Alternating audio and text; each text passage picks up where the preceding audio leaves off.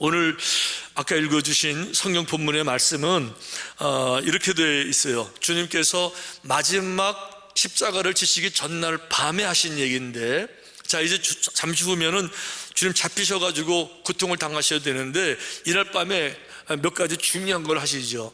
첫째, 성만찬 예식을 진행하셨어요.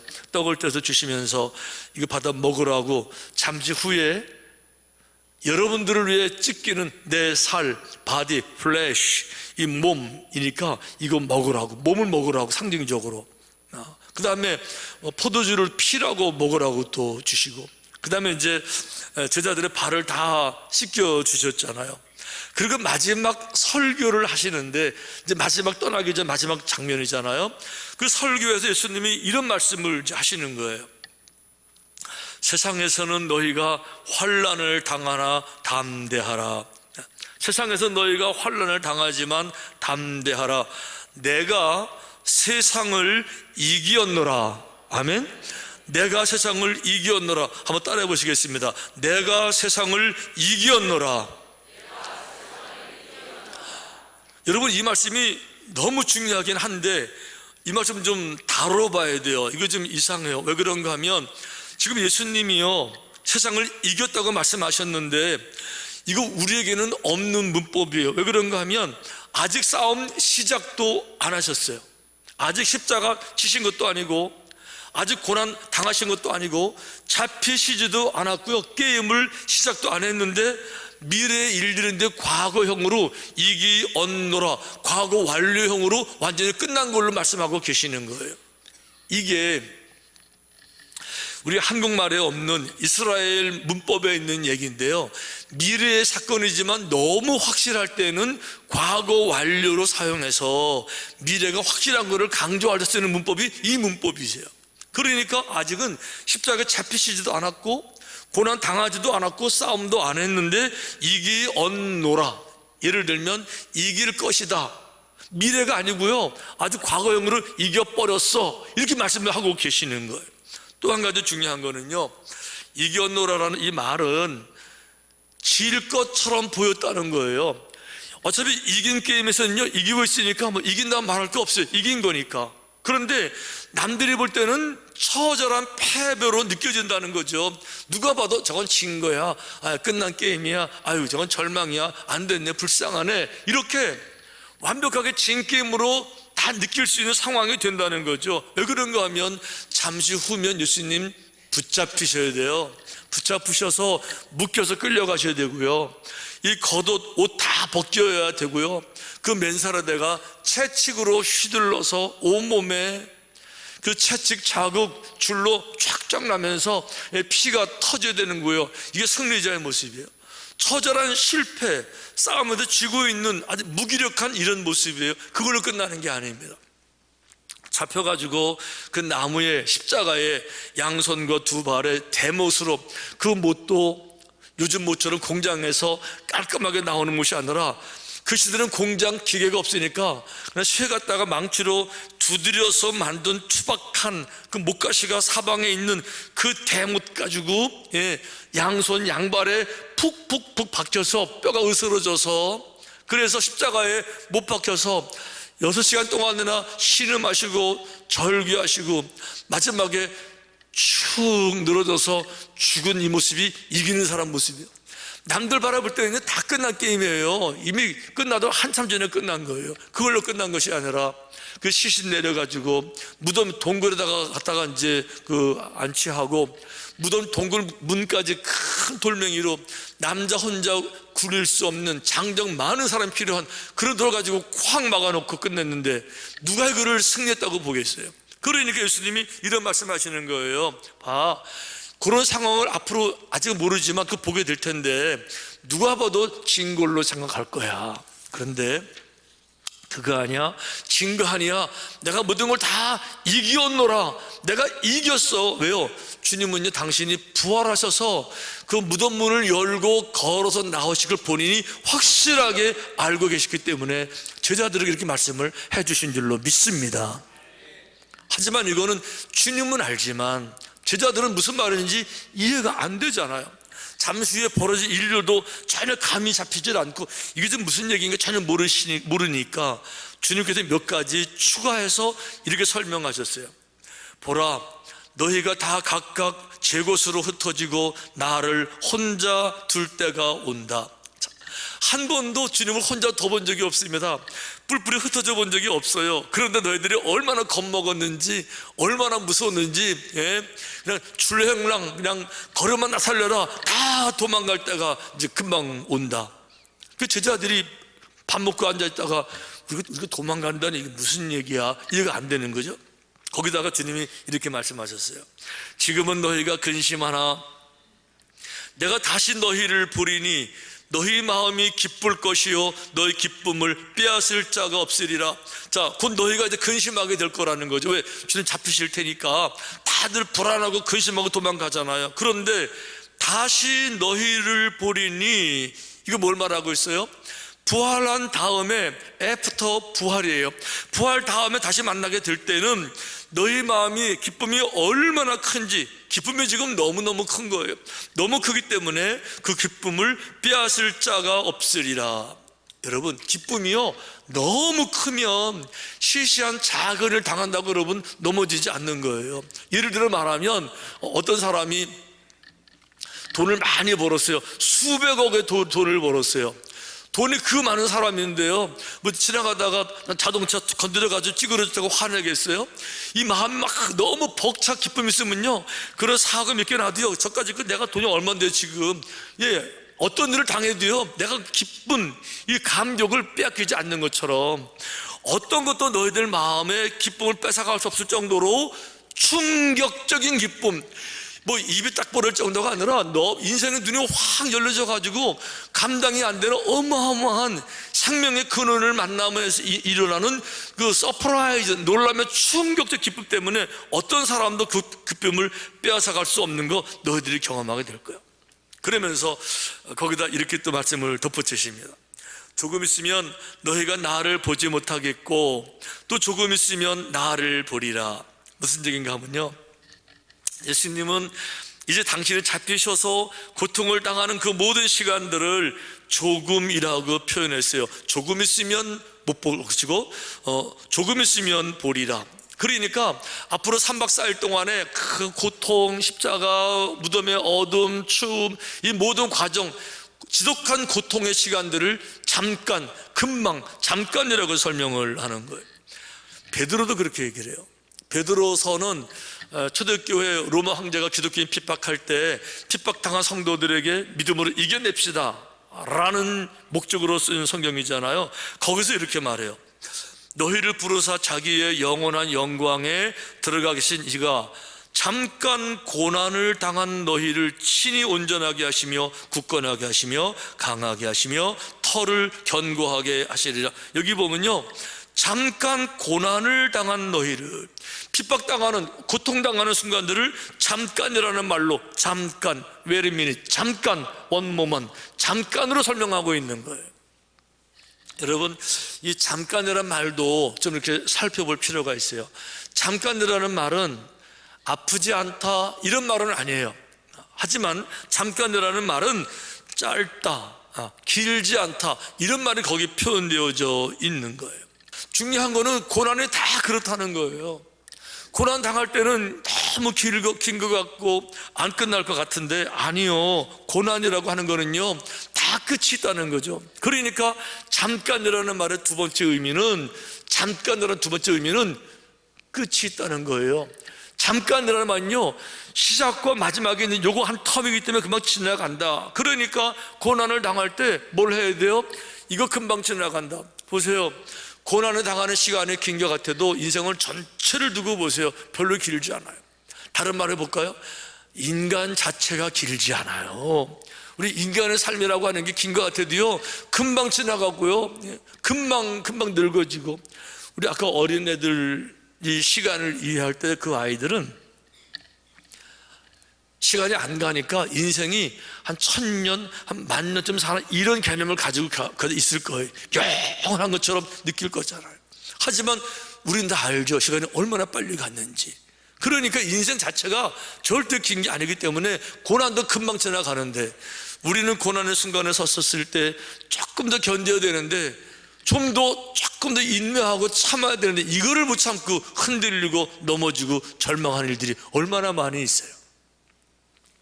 우리 한국 역사에 아쉬운 분들 몇 분 계시잖아요. 특별히 그 문학가들 중에서 최남선, 이광수 이런 그 시인 문학가들은 문학계에 한국을 대표하는 천재라고 그랬어요. 천재성이 있잖아요.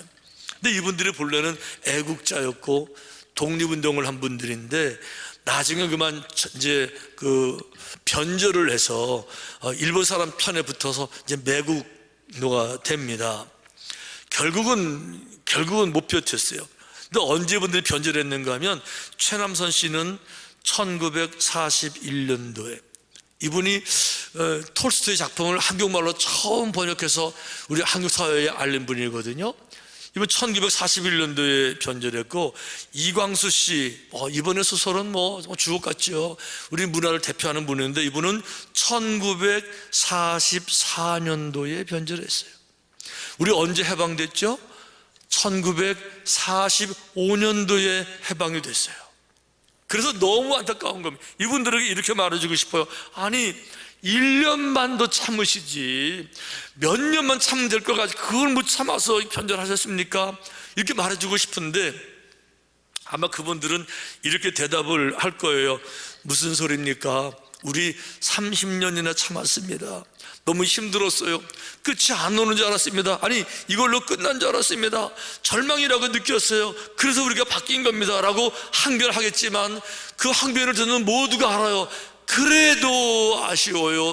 그래도 안타까워요. 조금 더 견뎠으면, 조금만 더 참았으면, 조금만 더. 아멘. 여러분, 인생이 힘든 분들 계세요? 조금만 더 참으세요. 아멘. 네. 금방 지나갑니다. 긴 것 같아도요, 고난은 잠깐이에요. 결국은 다 지나가게 돼 있어요. 잠깐인 거예요. 어쨌든지 간에 주님이 이 정도로 말씀하시면서, 아직 십자가 시작도 안 하면서 부활을 강조하시면서 내가 모든 것을 이기 얻노라 라고 말씀하셨음에도 불구하고 제자들이 이 말이 무슨 말인지를 못 알아들었어요. 설마 무슨 부활, 이게 그런 적도 없고 역사 일에 이게 뭐 과학적으로 뭐 생물학적으로 안 되는 거잖아. 그러니까 무슨 소리, 못 믿은 거예요. 이래가지고 아무도 못 믿었는데, 결국 주님이 부활하신 그날 막달라 마리아가 새벽 일찍 주님을 뵈러 갑니다. 근데 막달라 마리아가 새벽 일찍이 일어난 건 잘한 거예요. 부지런한 거 잘한 거고, 주님을 뵈러 간 건 잘한 건데, 한 가지 잘못한 거 있어요. 그게 뭔가 하면, 부활하신 주님을 만나러 가야 되는데 죽으신 주님을 만나러 간 거예요. 그러니까 예수님이 시체를 만나기 위해서 시체에 발라드릴 향품을 가지고 찾아간 거예요. 주님 부활하셨는데 죽으신 예수님 찾으러 간 거예요. 이게 지금 왜 문제가 되는가 하면, 우리들 가운데, 여러분 가운데도 그런 우울을 범하는 분이 여전히 계시거든요. 예수님 그러면 늘 기억 속에만 있고, 예수님 그러면은 십자가 예수님, 돌아가신 예수님만 기억하는 거죠. 아니, 부활하신 예수님을 만나야 부활의 영광이, 부활의 능력이, 부활의 생명력이, 부활의 피가 내 마음속에, 내 피에 흘러서 내 삶 속에서도 부활의 능력이 나타나게 될 텐데, 부활을 못 믿으니까 교회를 와도 십자가만 생각하고 죽으신 주님을 생각하니까 부활의 능력이 안 나타나니까 삶 속에서도 능력이 안 나타나게 되는 거예요. 이건 너무너무 중요한 건데, 우리가 믿는 예수님은요, 십자가에서 돌아가셨지만 그걸로 끝난 것이 아니라 부활하신 예수님을 믿는 거예요. 아멘. 예배가 뭐예요? 부활한 예수님을 만나고 가는 게 예배예요. 주님 만나서 부활한 주님께서 또 말씀해 주시고, 은혜를 주시고, 능력을 주시고, 용기를 주시고, 비전을 주시고, 길을 보여주셔서 그 길을 비춰 떠나가는 것, 이게 바로 예배잖아요. 아멘.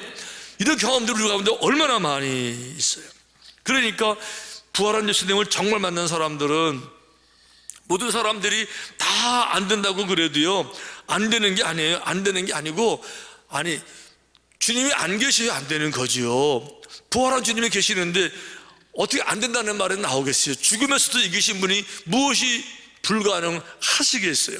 하지만 여러분, 이 부활한 예수님을 정말 만나지 못한 사람들은 교회를 다녀도요 이렇게 될 수밖에 없는 겁니다. 제자들이 보여줬어요. 제자들이 예수님 부활했다는 소식은 들었어요. 하지만 아직 만나지는 못했어요. 그 모습을 이렇게 성경이 말합니다.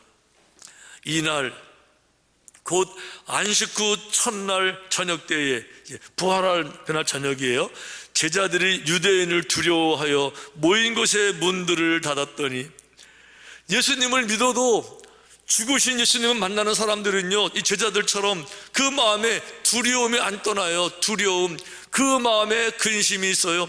여러분, 그 마음에 근심이 있으면 없는 게 있습니다. 평화는 사라지는 거예요. 평화가 없으면 없는 게 있습니다. 행복은 다 물 건너 간 겁니다. 그래서 두려움, 근심, 불안 이렇게 되게 되면요 정신도 올바르지 못하고 늘 걱정하면서 에너지를 뺏기게 되고, 정신도 패닉에 빠져들게 되면서 정상 올바른 분별력 갖지 못하게 되는 것이고요, 통찰력 잊어버리게 되는 것이고요, 멘붕에 빠지게 되는 것이고요, 방황하게 되는 건데, 전형적으로 그 모습 보여주고 있는 거예요. 누가요? 제자들이. 그러니까 비록 제자였지만 부활한 주님을 정말로 만난 게 아니니까 여전히 인간적인 염려, 걱정, 그래서 두려움에 그들이 있었다라고 말하고 있는 거예요. 그런데 거기 오셔서 주님께서 당신의 모습 보여주셨을 때, 아까 주님 말씀하셨죠? 나를 다시 볼 때 너희들이 기뻐할 거라고. 성경이 이렇게 합니다. 이 말씀을 하시고 손과 옆구리를 보이시니 제자들이 주를 보고 기뻐했다 그랬는데, 이 기쁨은요 아까 말했죠, 아무도 뺏어갈 수 없는, 입이 쩍 벌어지, 어떻게 이런 일이 가능할 수 있을까? 아니, 다 끝난 게임이었는데, 다 죽으셨는데, 시신 다 식어서 다 장사까지 끝냈는데 어떻게 이럴 수 있을까? 생명의 근원에 관통하는 생명의 근원자 창조자 하나님, 생명의 능력, 그분을 직접 배울 때 얼마나 기쁜지, 제자들의 모든 인생이 다 바뀌어지게 되면서 그 이후로 죽음을 두려워하지 아니하고, 두려워하는 것이 아니라 강하고 담대하게, 온유하고 겸손하게 땅 끝에 다 나가서 죽음을 극복하고, 순교자의 자리에 섰지만은 절망하지 않고 변절하지 아니하고 마지막까지 잠깐 된 고난을 이겨내면서 그 믿음으로 승리하게 된 줄로 믿습니다. 이게 능력이라는 거예요. 여러분, 그래서 돌아가신 주님을 눈으로 보면서 절망 중에 고향으로 돌아가던 엠마오 길의 두 제자가 얼마나 낙심이 됐습니까? 거기 주님 오셔가지고 말씀을 전해줄 때 그들이 이렇게 간증했어요. 와, 우리 속에서 마음이 뜨겁지 아니하더냐? 부활한 주님 만났을 때 우리 마음속에서 뜨겁지 아니하더냐? 자기 스스로 경험들을 나누는데, 둘 다 공통점이 부활한 주님 만나니까 내 마음에서 꿈틀꿈틀 올라오는 게 있는데, 용기가 올라오고 꿈틀꿈틀 뜨거움이 올라오고 열정이 올라오고 자신감이 올라오고 오기가 생겨지게 되면서 내 마음속에서 꿈틀꿈틀 뜨겁지 아니하더냐? 이게 부활한 능력이라는 거예요. 아멘. 그게 중요한 건 이거예요. 부활은요, 부활이라고 하는 것은 맨정신으로 믿는 게 사실 어려워요. 인간의 120대는 IQ 가지고는 설명도 안 되고 이해도 되지 않아요. 여러분, 그런데 우리가 이해하지 못하는 게 부활만 이해를 못해요? 세상의 모든 것들, 우주의 만물들을 다 여러분 이해해요? 이해는 못하지만 다 받아들이고 있잖아요. 인간이 말하는 과학이라고 하는 거 여러분 아시죠? 과학책 해마다 바뀐다는 거. 그동안 진리였는데 해마다 과학, 새로운 사실 발견될 때마다 과학책 바뀌어가는 거 아시죠? 모든 심리학, 모든 분야의 학문들이 이게 최고인 줄 알았는데 해마다 바뀌는 거 아시죠? 그러니까 우리가 아는 합리라고 하는 거, 이성이라고 하는 게 그려봐야 이렇게 120의 한계인 거예요. 그렇기 때문에 내 마음속에서 부활을 믿어야 되는데 못 믿게 하는 여러 가지 음성, 사탄의 음성이 있어요. 의심도 만들고요, 의구심도 만들고, 그걸 믿는다 그래. 이래서 결과적으로 못 믿는 건데, 여러분, 그런 결단이 필요한 거예요. 부활이 믿어지는 아주 중요한 가지 방법은요, 내 의지적으로 부활을 믿겠다고 결심하는 거예요. 참 놀라운 사실은요, 내가 부활을 의심하는 생각이 들 때마다 악한 마귀는 내게서 떠나갈지어다, 의심 마귀는 떠나갈지어다. 나는 이제부터 연약하지만 부족하지만 내 인격으로, 이성으로 부활을 믿기로 나는 결심한다, 선포하고 결심하면 너무 희한하죠? 어느 순간인가 부활이 믿어지기 시작하는 거예요. 참 놀라운 거예요. 내가 결심하면 성령께서 내게 오셔서 그 부활이 머리로 믿어지게 되면서 마음까지 내려오게 되면서 부활의 능력이 내게서 살아나게 되는 거예요. 여러분, 살아나게 돼요. 그러니까 부활을 의심하게 만드는 것은요, 악한 마귀가 주님을 믿지 못하게 만드는 거기 때문에 그걸 내가 의도적으로 예수님의 권세를 빌려서 악한 영들은 물러갈지어다, 대신 주여 내가 부활한 주님을 찬양하고 믿기를 원합니다. 그럼 반드시 여러분 믿어지게 될 줄로 믿습니다. 거기 능력이 나타나는 건데 상상도 못하는 능력이 거기 나타나는 거예요. 지금 전 세계에 코로나 아주 오랫동안 침체되면서 또 다른 나라 전쟁 나면서 세계적 불경기라고 말하지만, 여러분 사실 진짜 불경기는요, 1920년대에 미국의 경제 대공황 왔을 때 전 세계가 완전히 무너졌었어요. 그동안 미국을 이끌어왔던 미국의 재벌들 다 무너졌고요, 이 공황 끝나고 나서 새로운 그 재벌들이 형성됐는데, 새롭게 이겨낸 모든 불안 가운데서 다 안 된다고 손 놓고 있을 때 믿음으로 이겨낸 재벌들, 10대 재벌들을 미국에서 연구해 봤어요. 그리고는 깜짝 놀랐어요. 그런가 하면 미국을 이끌어가는, 아니 세계를 이끌어가는 대공황을 이겨내고 새롭게 만들어진 10대 재벌들 10개 가운데서 9개 재벌의 총수가 독실한 그리스도인이었어요. 정말 그리스도인이었어요. 철저하게 11조하고 철저하게 주일 성수하고 철저하게 선교하고 정말 주님 제일 주 살아가는 이런 사람들이 10개 재벌 가운데 9개, 90%의 사람들이 다 믿음의 사람들이 새로운 재벌을 만든 거예요. 그분들은요, 어두움 가운데서 모두 다 안 된다고 말할 때 안 된다는 말 인정하지 않아. 안 되게 왜 안 되는 거야? 부활하신 예수 그리스도 주님이 계시는데, 그러면 용기를 가지고 새로운 방법 도전했는데 그분들이 새로운 질서를 만들어내는 건데, 제가 이름을 대면 여러분 다 아실 거예요. 오늘 주님 십자가를 지시기도 전에 선포하시는 거죠. 담대하라. 남들이 볼 땐 진 것 같아. 남들이 볼 땐 다 끝난 게임이야. 이렇게 섣부른 판단 다 내릴 거야.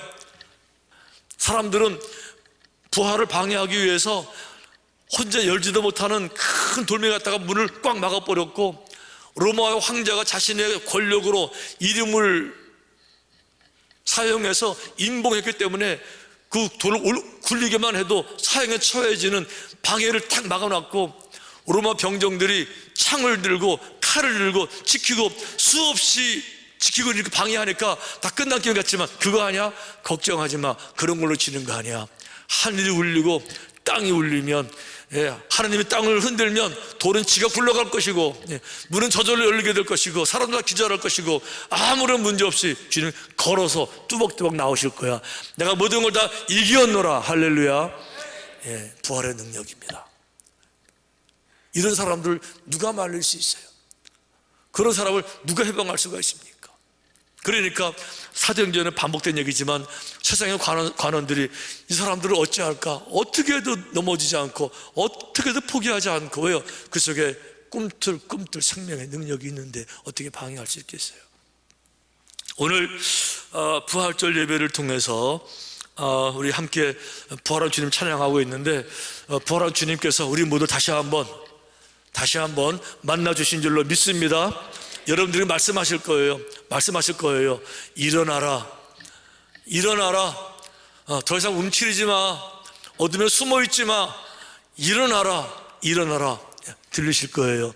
그 마음에 들리실 겁니다. 다시 한번 얼마든지 하늘을 훨훨 날아서 다시 한번 일어나라. 아멘. 내가 세상을 이겼노라. 그 주님과 함께 담대한 믿음 가지시고 흔들리지 말고 마지막까지 믿음으로 승리하게 되시기를 주님의 이름으로 축원합니다.